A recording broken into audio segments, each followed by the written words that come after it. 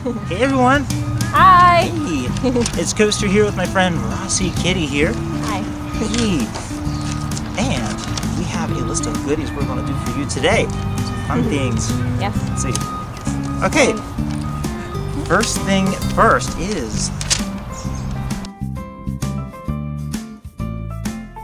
introduce ourselves. We have done that. Yay! Yeah! One Awesome. thing done! Yes!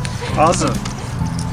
Okay, one of the things that a lot of people do when they talk about who they are and whatnot is, like, first of all, like, how do we find this fandom? Kind of a big question. Yeah. So, if Rossy, well, how did you discover this fandom? First of all, how did you? Well, back in high school, I had a friend who used to wear a tail around, so I kind of started wearing a tail too. But it was like one of those awful feather boa tails, and it exploded like all over the place in the classroom when I ran over it with a chair. And that's when I decided to look up on Etsy to look for like real faux fur tails from like actual fursuit things. So I just kind of found out about it online more. And you're looking at my tail. Like this? Yes. So this is not a feather tail. And then I kind of went through and I saw like Anthrocon videos and stuff and decided that I liked the fandom, and so I wanted a fursuit. Yes, my crown keeps falling off. Yes. It's a good crown. There we go. That's I okay. think that perfect. We might have to take it off if it keeps. And for myself, like when I actually first, when I first actually got like, first thing first I actually noticed was anthropomorphic art. It was actually anthro art and such. I was doing a lot of Google searches. One, I'm like, this is very interesting and such. And then I was like, oh, like fursuit transformation art and such. Like, this is interesting. And then of course I saw actual fursuits, and I'm like, what is like Anthrocon and MFF, Midwest Fur Fest? And that didn't really catch my interest later on until around June 1st, which would be technically tomorrow. Tomorrow is actually the year anniversary when I became a furry. So yeah, I begin the fandom 1 year tomorrow. So that is awesome. And so one of the things that seems to happen all the time in this fandom exactly is when people quote unquote come out about being a furry or whatnot. It's not always the case where they are the ones that come out about it. It's usually someone finds out about it and they kind of have to explain what it is that they're into.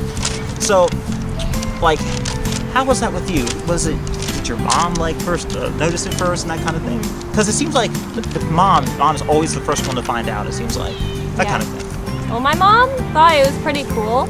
I showed her I was gonna get a tail from Etsy, and so I did. I asked her to buy it for me for like a holiday or something. And she thought it was funny because I was taking Family Life and I was carrying around that huge Real Care baby carrier, and I was late for school, and she was laughing because my tail was tripping me up while I was running with this huge baby carrier. But she thought it was pretty cool, and she went to my first FurryCon with me. And she just loves fandom now. I am actually making her a fursuit. She loves it so much. And she has like a pair of ears and stuff. So, excellent. yeah. And for myself actually, my mom did not know about it for a long time. Like, it was like June 1st, and it went on for about probably like 4 or 5 months and such.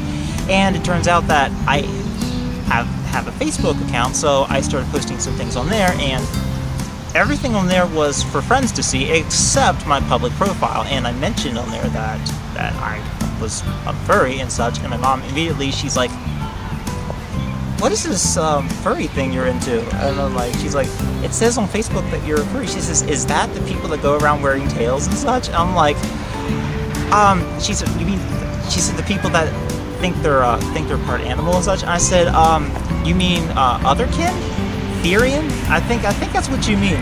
Yes, that's what she said. She's and I was like, I said, well, not exactly that. I said it's people that like anthropomorphic art and such, and actually, I basically want to show their personality by having a character made up as himself, as an anthro or whatnot. So, yeah, that was like my thing. And Mom's like, oh, okay. She's like, yeah, 'cause it's like, hey, Mom always the first to find out. That's what it seems like. So, yeah. yeah. And the thing is that, what is the difference between furry and non-furry? What makes a person actually, like, become a furry pretty much, or basically identify as one.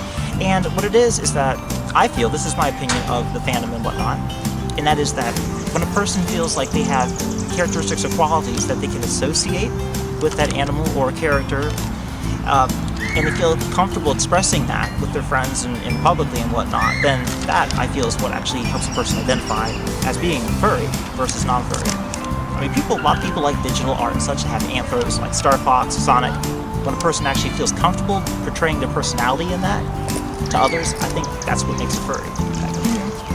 Yeah, for me personally, it's a little bit different because I am personally a Therian, a polytherian, and so the difference is a little bit different. To me, being a furry and not just like Therian is liking the art and wanting to be in the fandom. If you want to be in the fandom, then you are a furry, regardless if you have a fursuit or not. Yes. Regardless if you can do art or not. If you like the fandom, then you are a furry, to me. To me personally, being a furry came about when I started drawing the anthropomorphic animals and wanting to have a fursuit. And another question is, where will we be in the future? Where do we think our futures are going to be? Like for you, for example. Where do you see yourself? For my future, I really, really want to expand my business and have a lot of my fur children be around the world and make fursuits for everyone.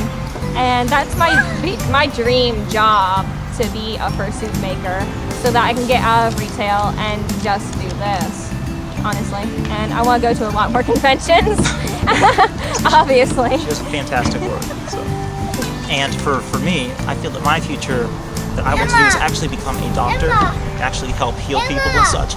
But for now, I also would like to do fursuit building as a serious hobby that I can actually like have fun doing and get known by people just by my work, and make people happy in that way as well. Yeah. Well, it's a great way to spend a hobby. It's a good hobby. It really is. Being creative and such, helping out people. So. My goals as being a fursuit maker is to be as big as Latin Vixen, to where she actually bought a second house to use as an office. Wow. Yeah. That is some serious goals for me. I want to do that one day. Hey, that's good. That's good. Yeah.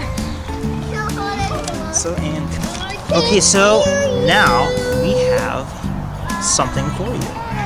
Something for you. This is going to be challenges. Kind of like challenges, but it's going to be at random. We don't know what we're going to get in this little green leprechaun hat. We don't know what's going to be in this hat. So, I'm going to mix these up here and get this out of the way. Oh, lost one. And one goes flying in the breeze.